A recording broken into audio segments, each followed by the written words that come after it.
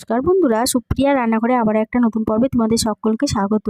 বন্ধুরা, মাছের একঘেয়ে রেসিপি স্বাদ পাল্টাতে আজকে মাছ দিয়ে একটা নতুন ধরনের রেসিপি আমি তোমাদের সাথে শেয়ার করব। যে উপকরণটা দিয়ে আজকে মাছের রেসিপিটা বানাচ্ছি, এইভাবে একবার মাছের রেসিপি বানিয়ে দেখবে। মাছের রেসিপির স্বাদ এতটাই সুস্বাদু হবে যে এক থালা ভাত নিমেষেই খাওয়া হয়ে যাবে। তাহলে চলো বন্ধুরা, দেখে নেওয়া যাক মাছের রেসিপিটা কীভাবে বানানো হয়। মাছের এই নতুন ধরনের রেসিপি বানানোর জন্য এখানে 6 পিস রুই মাছ নিয়েছি। মাছগুলো জল দিয়ে খুব ভালোভাবে ধুয়ে পরিষ্কার করে নিয়েছি। এবার এই মাছের মধ্যে দিয়ে দিচ্ছি হাফ চা চামচ হলুদের গুঁড়ো, আর এখানে নিয়েছি 1 টেবিল চামচ চালের গুঁড়ো আর 1 চা চামচ কাশ্মীরি লঙ্কা গুঁড়ো। এবার এটা মাছের মধ্যে দিয়ে দেবো। তোমাদের ঘরে যদি চালের গুঁড়ো না থাকে তাহলে এর বদলে 1 টেবিল চামচ বেসন ব্যবহার করতে পারো। এবার এর মধ্যে দিয়ে দিলাম হাফ চা চামচ লবণ, আর দিয়ে দিচ্ছি 1 চা চামচ আদা রসুন বাটা। এবার এই সমস্ত উপকরণ মাছের মধ্যে খুব ভালোভাবে মেখে নেব। সমস্ত উপকরণ খুব ভালোভাবে মাছে মেখে নিয়েছি। এবার এটাকে 10 মিনিটের জন্য রেস্টে রেখে দেব। 10 মিনিট পর ফিরে এলাম। মাছের সমস্ত উপকরণ ভালোভাবে সেট হয়ে গেছে। এবার গ্যাসের ওভেনে একটা কড়াই বসিয়ে গ্যাসটা অন করে কড়াইয়ের মধ্যে দিয়ে দিলাম পরিমাণ মতো সরষের তেল। তেলটা খুব ভালোভাবে গরম করে নেওয়ার পরে তেলের মধ্যে মাছগুলো দিয়ে মাছগুলো ভেজে নেব। তেলটা কিন্তু ভালোভাবে গরম হয়ে যাওয়ার পরে মাছগুলো তেলের মধ্যে দিয়ে মাছ ভাজতে হবে, নাহলে পরে মাছ ভাজার সময় কিন্তু মাছগুলো ভেঙে যেতে পারে। তেলের মধ্যে মাছগুলো দিয়ে বেশ কিছুক্ষণ অপেক্ষা করার পরে এক পিঠ যখন ভাজা হয়ে গেছে তখন এইভাবে উল্টে দিচ্ছি, আর এইভাবে উল্টে পাল্টে মাছগুলোকে তেলের মধ্যে লাল লাল করে ভেজে নেব।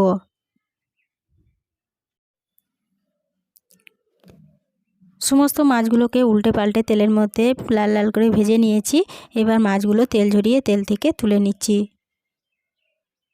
সমস্ত মাছগুলো তেল ঝরিয়ে তেল থেকে তুলে নিয়েছি।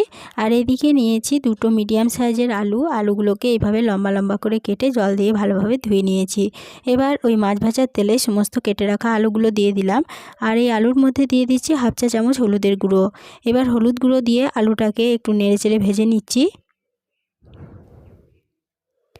হলুদ গুঁড়ো দিয়ে আলুটাকে একটু নেড়েচেড়ে ভেজে এর মধ্যে দিয়ে দিচ্ছি একটা ঢাকা চাপা দিয়ে আলুটাকে 5 মিনিট মতো ভাজা হতে দেব। 5 মিনিট পর ফিরে এসে ঢাকা চাপাটা খুলে নিলাম। আমি কিন্তু মাঝে দুবার আলু ঢাকা চাপাটা খুলে আলুগুলোকে তেলের মধ্যে নেড়েচেড়ে নিয়েছিলাম। এবার তেল ঝরিয়ে আলুগুলো তেল থেকে তুলে নিচ্ছি। সমস্ত আলুগুলো তেল ঝরিয়ে তেল থেকে তুলে নেওয়ার পর ওই তেলেই আবার দিয়ে দিলাম 2 চা চামচ সরষের তেল। ফোড়নের জন্য দিচ্ছি 1 চা চামচ মৌরি, আর দিচ্ছি হাফ চা চামচ কালো জিরে, একটা তেজপাতা। এবার এই ফোড়নগুলোকে তেলের মধ্যে ভালোভাবে ভেজে নেব। ফোড়ন থেকে যখন সুগন্ধ বেরোতে শুরু করেছে তখন এর মধ্যে দিয়ে দিচ্ছি 1.5 চা চামচ আদা রসুন বাটা। এবার এর মধ্যে দিয়ে দিচ্ছি দুটো মিডিয়াম সাইজের পেঁয়াজ বাটা, আর দিয়ে দিচ্ছি একটা মিডিয়াম সাইজের টমেটো। এবার গ্যাসের সিমটা মিডিয়ামে রেখে সমস্ত উপকরণ খুব ভালোভাবে কষিয়ে নেব। গ্যাসের সিমটা মিডিয়ামে রেখে পেঁয়াজ, আদা রসুন বাটা ও টমেটো 2 মিনিট মতো কষিয়ে নিয়েছি। আদা রসুন বাটা থেকে কাঁচা গন্ধটা চলে গেছে। এবার এর মধ্যে একে একে গুঁড়ো মশলা দিয়ে দিচ্ছি। দিয়ে দিলাম 1 চা চামচ ধনে গুঁড়ো, হাফ চা চামচ জিরে গুঁড়ো, দিয়ে দিচ্ছি খুব সামান্য পরিমাণ ঝাল লঙ্কার গুঁড়ো। কালারের জন্য দিচ্ছি 1 চা চামচ কাশ্মীরি লঙ্কা গুঁড়ো। কাশ্মীরি লঙ্কা গুঁড়োটা একদমই অপশনাল, তোমাদের কাছে না থাকলে নাও দিতে পারো। দিয়ে দিচ্ছি হাফ চা চামচ হলুদের গুঁড়ো। এবার এর মধ্যে দিয়ে দিচ্ছি খুব সামান্য পরিমাণ জল। এবার মশলাটাকে খুব ভালোভাবে কষিয়ে নেব। আর মশলাগুলো কষানোর সময় গ্যাসের সিমটা মিডিয়ামে রেখেছি। মিডিয়ামে রেখে মশলাগুলো কষিয়ে নিচ্ছি। গ্যাসের সিমটা মিডিয়ামে রেখে সমস্ত মশলা 5 মিনিট মতো ভালোভাবে কষিয়ে নিয়েছি। সমস্ত মশলা থেকে তেল ছেড়ে দিয়েছে, মানে মশলাটা ভালো মতো কষানো হয়ে গেছে। এবার এই মশলার মধ্যে দিয়ে দিচ্ছি ভেজে তুলে রাখা আলুগুলো। সমস্ত ভেজে তুলে রাখা আলুগুলো দিয়ে মশলার সাথে একবার ভালোভাবে নেড়েচেড়ে মিশিয়ে নিয়ে এর মধ্যে দিয়ে দিচ্ছি 2 বাটি পরিমাণ জল। এবার এর মধ্যে দিয়ে দিচ্ছি স্বাদ অনুযায়ী লবণ, আর এর মধ্যে দিয়ে দিচ্ছি হাফ চা চামচ চিনি। চিনিটা একদমই অপশনাল, তোমরা যদি মিষ্টি খেতে না চাও তাহলে পরে চিনিটা ব্যবহার না করলেও চলবে। চিনি ও লবণটা সমস্ত উপকরণের সাথে ভালোভাবে নেড়েচেড়ে মিশিয়ে নিয়ে এর মধ্যে দিয়ে দিচ্ছি দুটো চেরা কাঁচা লঙ্কা।